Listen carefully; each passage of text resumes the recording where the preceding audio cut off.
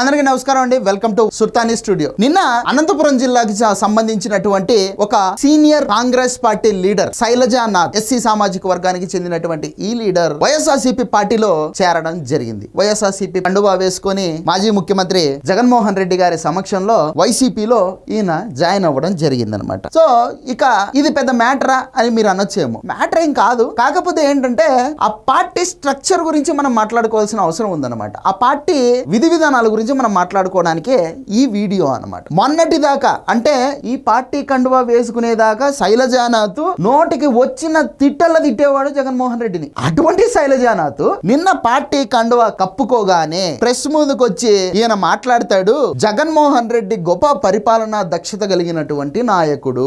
జగన్మోహన్ రెడ్డి గారి యొక్క పరిపాలనలో ఆంధ్రప్రదేశ్ ఎంతో సుభిక్షంగా ఉండేది. ఈ రోజు కూటమి ప్రభుత్వం ఏర్పడిన తర్వాత చంద్రబాబు గారి నాయకత్వంలో ఆంధ్రప్రదేశ్ లో ప్రజలంతా కష్టాలు పడతా ఉన్నారు.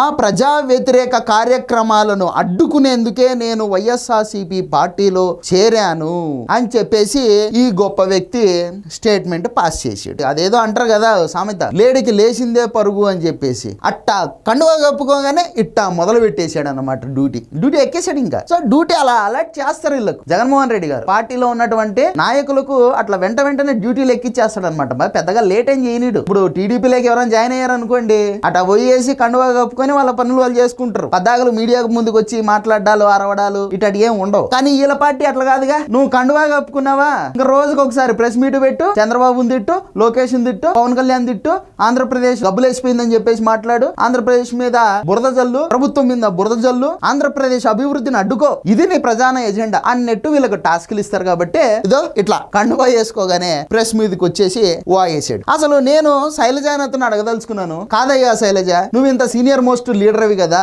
ఆంధ్రప్రదేశ్ పరిస్థితి ఏంటో నీకు తెలియదా? గత 5 సంవత్సరాలు జగన్మోహన్ రెడ్డి గారి యొక్క పరిపాలనలో ఆంధ్రప్రదేశ్ ఎంత విధ్వంసానికి గురైందో నీ నోటితో నువ్వే ఎన్నోసార్లు మాట్లాడినావు కదా. ఈ రోజు చంద్రబాబు నాయుడు గారు ఆ విధ్వంసం నుంచి ఆంధ్రప్రదేశ్ రాష్ట్రాన్ని బయటికి తీసుకురావడం కోసం ఆయన వయసుకు మించి ఆయన కష్టపడతా ఉంటే దాని మీద అవాకులు శవాకులు వేలేదానికి నీకు నోరెట్లొచ్చింది, మనసెట్లొచ్చింది? నువ్వు మాట్లాడతావు ప్రజా వ్యతిరేక కార్యక్రమాలు. ఏంటివయ్యా ప్రజా వ్యతిరేక కార్యక్రమాలు? ఏంటివి ప్రజా వ్యతిరేక కార్యక్రమాలు? రోడ్ల మీద గుంతలు ఉంటే వాటిని పూడ్చడం ప్రజా వ్యతిరేక కార్యక్రమాలా? నెల 4,000 రూపాయలు పెన్షన్ వృద్ధులకు ఇవ్వడం ప్రజా వ్యతిరేక కార్యక్రమాలా? 1వ తారీఖు ఉద్యోగులకు జీతాలు ఇవ్వడం ప్రజా వ్యతిరేక కార్యక్రమాలా?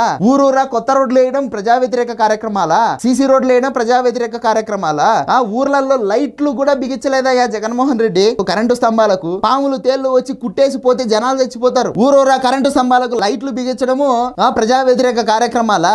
రాజధాని లేదని చెప్పేసి పక్క రాష్ట్రాల వాళ్ళు మన మొహాన్ని ఊసేటోళ్ళు ఒకప్పుడు గత 5 సంవత్సరాలు. ఇప్పుడు రాజధాని అమరావతి అని చెప్పేసి చెప్పుకుంటున్నాం. రాజధాని నిర్మాణం చేయడము ప్రజా వ్యతిరేక కార్యక్రమాలా? ఆంధ్రప్రదేశ్ లో ఇన్ఫ్రాస్ట్రక్చర్ ని డెవలప్ చేయడం ప్రజా వ్యతిరేక కార్యక్రమాలా? రాజధాని నిర్మాణం చేయడం ప్రజా వ్యతిరేక కార్యక్రమాలా? పరిశ్రమలు తీసుకురావడం ప్రజా వ్యతిరేక కార్యక్రమాలా? ఏంటివి ప్రజా వ్యతిరేక కార్యక్రమాలు? నిరుద్యోగులకి స్కిల్ డెవలప్మెంట్ కోర్సెస్ నేర్పించి వాళ్ళ చదువుకి స్కిల్స్ కి తగినటువంటి ఉద్యోగాలను, వాళ్ళ చదువుకి స్కిల్స్ కి తగినట్టు ఉద్యోగాలు వచ్చేలాగా నైపుణ్యాన్ని పెంచేటటువంటి కార్యక్రమాలు చేయడం అవి ప్రజా వ్యతిరేక కార్యక్రమాల శైలజ అని నేను అడగదలుచుకున్నా. జగన్మోహన్ రెడ్డి గారు గత 5 సంవత్సరాలలో ఒక్క ఉద్యోగ నోటిఫికేషన్ ఇచ్చాడా? కానీ చంద్రబాబు నాయుడు గారు నిరుద్యోగుల్ని జగన్మోహన్ రెడ్డి మోసం చేసిపోతే చంద్రబాబు నాయుడు గారు ముఖ్యమంత్రిగా అయిన తర్వాత ఈ 7 నెలల్లోనే 16,000 పైచిలకు టీచర్ ఉద్యోగాలకు నోటిఫికేషన్లు ఇచ్చాడు. ఆ విద్యార్థులకు నిరుద్యోగులకు ఉద్యోగ అవకాశాలు కల్పించడం ప్రజా వ్యతిరేక కార్యక్రమాల.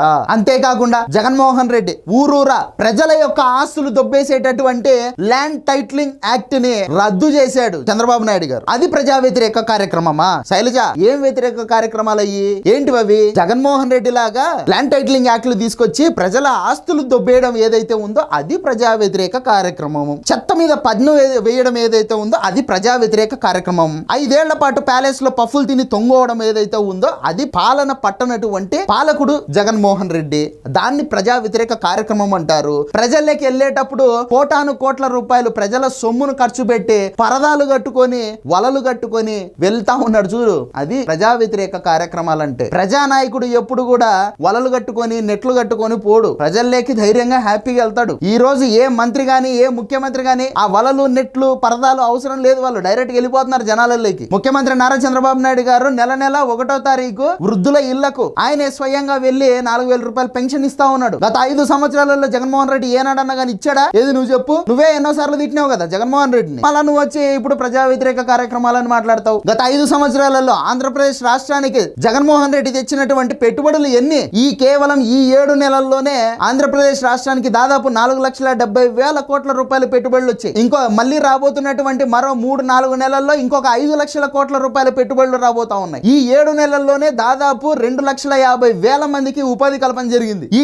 7 నెలల కాలంలోనే ఆంధ్రప్రదేశ్ యొక్క పరపతి అనేది పెరగడం జరిగింది. ఆంధ్రప్రదేశ్ పేరు దేశం మొత్తం వినపడడం మొదలుపెట్టింది. రాజధానిలో పనులు చకచకా జరిగిపోతా ఉన్నాయి. ఏదయ్యా ప్రజా వ్యతిరేక కార్యక్రమాలు? ఆ పార్టీలో జాయిన్ అయ్యావు కాబట్టి ఆ పార్టీ యొక్క వాయిస్ ని వినిపించాలని చెప్పేసి మనస్సాక్షిని చంపుకొని ఏది పడితే అది మాట్లాడవలసిన అవసరం అగత్యం ఉండదు, ఉండాల్సిన అవసరం కూడా లేదు. శైలజానాథ్ గారు లేదు కాదు కూడదు, మేము ఇలాగే మాట్లాడతాం. ఆ పార్టీ లైన్ ని మేము ప్రజల్లోకి తీసుకెళ్ళడానికి వాళ్ళు ఏ స్క్రిప్ట్ ఇస్తే ఆ స్క్రిప్ట్ చదువుతాము అంటే జగన్మోహన్ రెడ్డిని చీకొట్టినట్టే నిన్ను కూడా చీకొడతారు. అయినా నీకు సింగనమల నియోజకవర్గంలో వచ్చినటువంటి ఓట్లు ఎన్ని? 3,000 ఓట్లు తెచ్చుకున్న నువ్వు కూడా ప్రజల్లో ఆల్మోస్ట్ కనుమరుగైపోయిన నువ్వు కూడా చంద్రబాబు నాయుడు గారిని విమర్శించేటోని అయిపోతుంది. నీ పార్టీ లేదు, ఆ పార్టీ లేదని చెప్పేసి ఇంకో పార్టీలోకి వచ్చావు. ఆ పార్టీ కూడా ఉండదు, కాంగ్రెస్ ఎలాగూ లేదు, రేపు వైసీపీ కూడా ఉండదు. కాబట్టి హ్యాపీగా రాజకీయ సన్యాసం తీసుకో, ఏదైనా కానీ కుటుంబంతో ఎంజాయ్ చేసుకో. ఇవన్నీ ఎందుకు నీకు లత్కోర పనులు? సో ఇదే